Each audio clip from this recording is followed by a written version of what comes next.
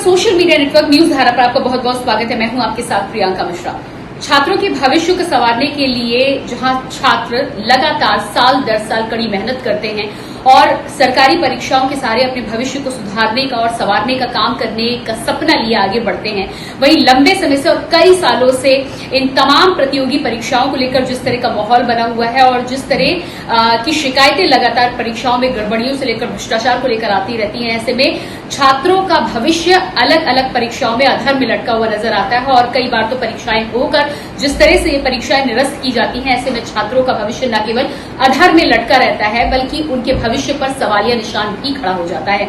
ऐसे में एसएससी परीक्षा को लेकर 31 जुलाई को देश भर के अलग अलग हिस्सों से छात्रों ने आकर जंतर मंतर पर प्रदर्शन किया और बड़े स्तर पर अलग अलग राज्यों के छात्रों के द्वारा एसएससी परीक्षा में हुई गड़बड़ी को लेकर यह प्रदर्शन किया गया, जिसमें हर राज्य से छात्र जंतर मंतर पर पहुंचे थे और शांतिपूर्वक प्रदर्शन करने की कोशिश कर रहे थे। लेकिन अब इस पूरे मामले में जानकारी ये भी निकलकर सामने आई है कि शांतिपूर्वक प्रदर्शन कर रहे छात्रों को लेकर और तमाम प्रतियोगी परीक्षाओं को लेकर प्रशासन का जो रवैया रहता है या एडमिनिस्ट्रेशन के द्वारा जो भ्रष्टाचार या जो कमियां होती हैं उन पर अपनी आवाज उठाने को लेकर जब ये छात्र प्रदर्शन कर रहे थे तो इन पर लाठी चार्ज भी किया गया है, यानी कि लाठियां भांजी गई हैं। अपना अधिकार मांग रहे छात्रों और उनके भविष्य पर लाठियां बरसाई गई हैं, जिसको लेकर आम आदमी पार्टी ने भारतीय जनता पार्टी की सरकार पर निशाना भी साधा है। आम आदमी पार्टी के नेता मनीष सिसोदिया का साफ कहना है कि भारतीय जनता पार्टी के शासनकाल में जवाब नहीं मांगा जा सकता बल्कि अपना हक मांगने वालों को लाठियां मिलती हैं। इस पूरे प्रदर्शन के दौरान कई अलग अलग शिक्षक जो कि प्रतियोगी परीक्षाओं में छात्रों की तैयारी करते हैं कराते हैं, उनका भी ये साफ कहना है कि अपनी आवाज उठाने के लिए वो यहाँ पर पहुंचे हैं और लगातार अलग अलग प्रतियोगी परीक्षाओं में जिस तरह से छात्रों को साल दर साल न केवल परीक्षा में भ्रष्टाचार, परीक्षा का निरस्त होना, परीक्षा में तमाम तरह की गड़बड़ियों का सामना करना पड़ता है, बल्कि उनके भविष्य को लेकर उस पर जो सवाल खड़े हुए हैं, छात्र उन सवालों के जवाब सरकार से चाहते हैं और ऐसे में मंत्रियों के द्वारा उन्हें जवाब न देकर उन पर लाठियां भांजी जा रही है। तो कई अलग अलग मुद्दे यहाँ पर उठाए गए हैं। छात्रों का साफ तौर से कहना है कि भोपाल से लेकर राजस्थान और कई जगह पर जो परीक्षाएं हुई थी वहां पर माउस का ना चलना, सिस्टम का अचानक क्रैश होना और सिस्टम की गड़बड़ी की वजह से कई खामियां पाई गई हैं।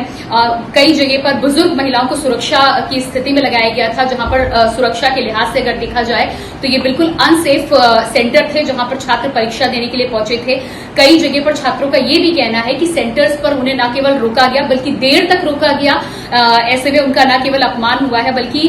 महिलाओं की सुरक्षा को लेकर, छात्राओं की सुरक्षा को लेकर भी यहाँ पर कई सवाल खड़े होते हैं। तो ये तमाम ऐसे सवाल हैं जिन सवालों के जवाब को लेकर छात्रों का जंतर मंतर पर लगातार प्रदर्शन हो रहा है, लेकिन यहाँ पर सरकार से लगातार जवाब की मांग छात्र कर रहे हैं और साल दर साल, चाहे हम एसएससी परीक्षाओं की बात करें, इससे पहले यूपी में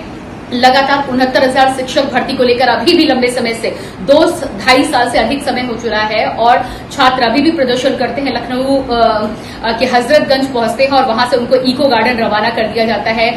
कभी हिंसा की खबरें निकलकर सामने आती, कभी झड़प की खबरें निकलकर सामने आती हैं, लेकिन इन छात्रों को नहीं मिलता है। तो केवल इनके सवालों का जवाब, इनके सुनहरे भविष्य के जो सपने सजाते और संवारते हैं, इनको किस तरह से वो साकार कर सकते हैं और किस तरह से बिना भ्रष्टाचार, बिना गड़बड़ी के